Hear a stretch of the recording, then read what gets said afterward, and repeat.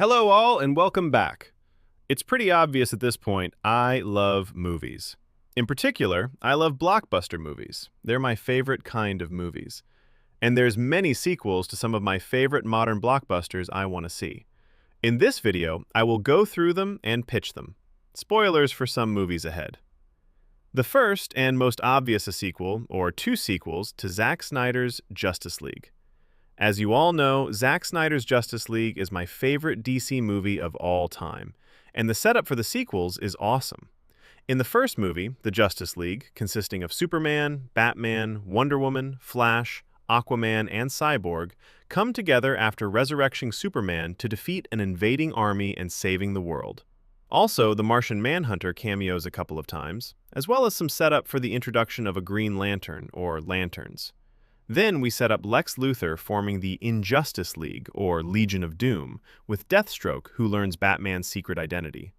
The nightmare future is also shown further, with Batman leading a resistance consisting of Flash, Cyborg, Mira, Deathstroke, and shockingly, the Joker. And we have the biggest setup being the big bad of the DCEU being revealed, and indirectly behind the events of the movie being Darkseid, who looks perfect. Now, what would I want from a sequel? I'd want either the planned 2 movies or a Thor epic.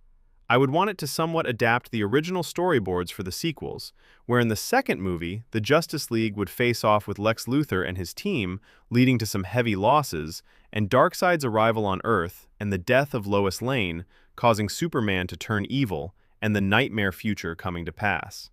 Then, third and final movie first half would be Batman and the nightmare future, with Batman sending Flash back in time to warn him to save Lois, as Superman kills Batman and the Resistance. And then the second half would be Batman being mortally wounded by Darkseid, saving Lois, inspiring Superman to bring together the full Justice League to defeat Darkseid and his forces in an epic final battle, and Darkseid being killed and Batman dying in the final battle. To me, this sounds perfect, and I will always advocate for these movies to be made, as I love this DC live-action universe and love the comics and video games it takes influence from. If you want to see the story that we know of from the storyboards, please see the link below to Project Justice League, a 40-minute animated fan adaptation. The second sequel I want is Amazing Spider-Man 3. I think Andrew Garfield, like the other 2 main Spider-Men, is brilliant, and he deserves a final film in his trilogy like they got. I love Amazing Spider-Man 1 and 2, but I don't mind admitting the Raimi and MCU movies are better, but the Andrew Garfield movies were both a blast, with them having the best love interest in Emma Stone's Gwen Stacy and the best swinging scenes.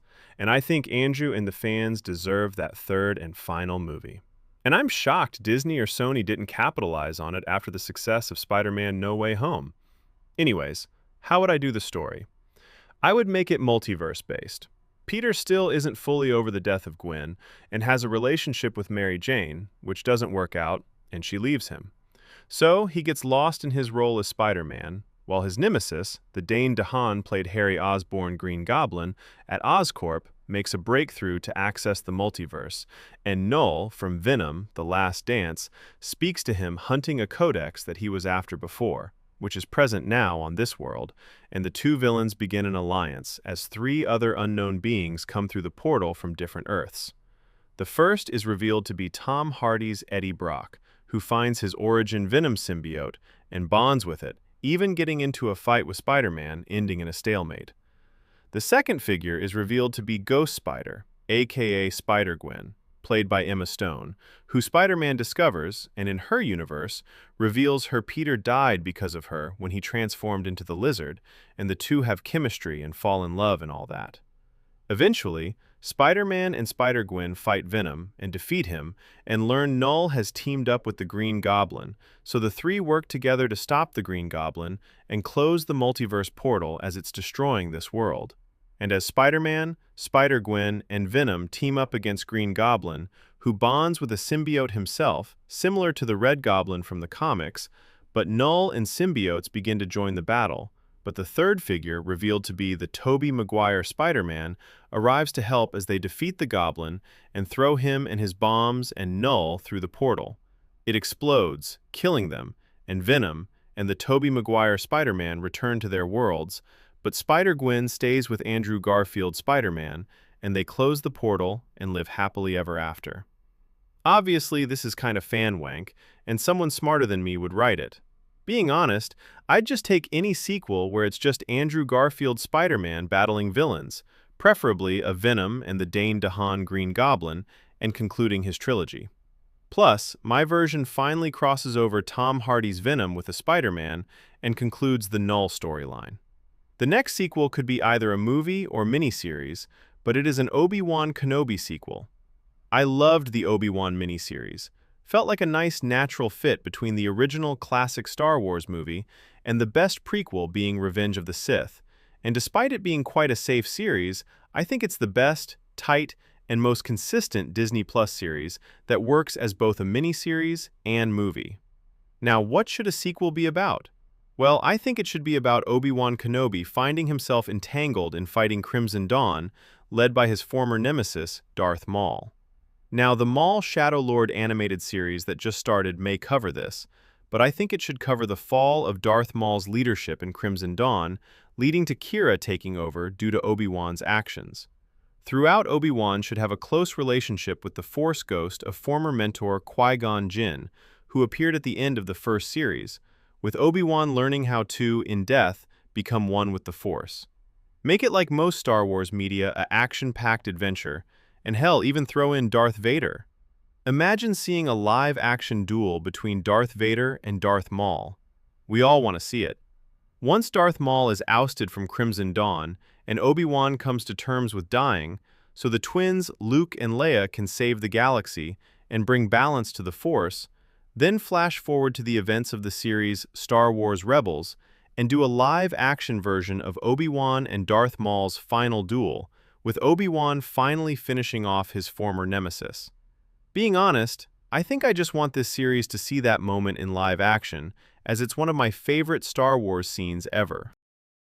On to the next, and it's a franchise I have not mentioned before, which I've only given thought to recently, which is the Transformers movie franchise, in particular, the Michael Bay movies. I love the crazy, over-the-top, satisfying nature of the 5 Transformers movies, which I grew up with, and I used to lie and pretend be a bit snobby about the annoying, cringe, over-the-top humor and nonsense plots, but deep down, I love them. And much of the Transformers franchise, and I heard after rewatching these movies that Michael Bay apparently is in talks to return. Now, what kind of sequel do I want? I want a direct sequel to The Last Knight, where Unicron has a much larger presence. Maybe the return of Shia LaBeouf and Megan Fox's characters, with the Mark Wahlberg and Josh Duhamel in one final send-off movie where the Transformers have a final showdown with the Decepticons and Unicron. Hell, just base it off the animated movie from the 1980s and have Optimus Prime die and Hot Rod becoming Rodimus Prime, and the true planet-sized Unicron is fought by Autobots and Decepticons and destroyed for good. Now, the final movie on this list could be a movie or a miniseries. That is, a direct sequel to my favorite TV series of all time, Game of Thrones. I was fine with the ending, although I'll admit it had some problems, but a lot of people were really disappointed, and I can understand why. Use this as an opportunity to improve the franchise stock, which has had some redemption with House of the Dragon and Knight of the Seven Kingdoms. Go big and bold, and do a story where Jon Snow, King in the North, returns, backed by allies like the Wildlings, and both of his sisters, Sansa and Arya, to take the Iron Throne back from Bran Stark, who is revealed to have manipulated much of the final season to gain the power of being the king. Bitter, he is crippled and stuck as being the three-eyed raven, and reveal he turned Daenerys mad, set the Night King and White Walkers on the land using the history of the Seven Kingdoms. And the big, crazy twist. Drogon, the dragon end of Game of Thrones, took Daenerys to somewhere mystical, and she is resurrected, and the movie acts as like redemption for the final storylines, where it will end with King and Queen Jon Snow and Daenerys Targaryen ruling over the Seven Kingdoms in a new era of peace.